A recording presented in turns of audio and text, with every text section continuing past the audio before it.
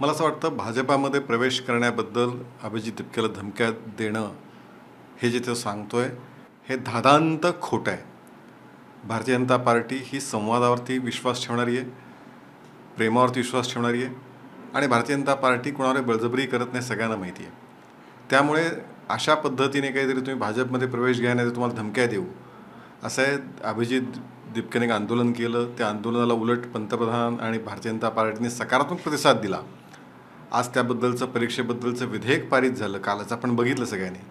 त्यामुळे त्यांनी ज्या मुद्द्यासाठी आंदोलन सुरू केलं ते आंदोलन एक त्याचं विधेयक आलं, त्याबद्दल खरं तर त्यांनी भारतीय जनता पार्टीच्या नेत्यांचे, पंतप्रधानांचं त्यांनी धन्यवाद द्यायला पाहिजे होते.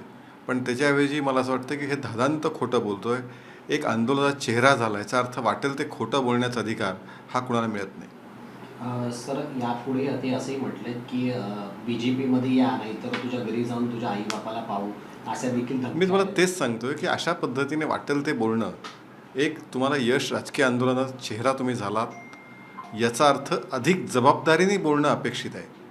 अशा पद्धतीचे बिनबुडाचे आरोप करणं, उलट वस्तुस्थिती ही आहे की ज्यासाठी त्यांनी आंदोलन केलं होतं त्या कॉजची दखल घेत तसा कायदा केला, कारवाई तर ऑलरेडी झालेलीच आहे. त्यामुळे त्याच्याबद्दल धन्यवाद किंवा त्याबद्दल एक सकारात्मकता दाखवण्याऐवजी मला असं वाटतं की असं राजकारण अभिजित दिपकेने करू नये, ही माझी त्याला विनंती आहे.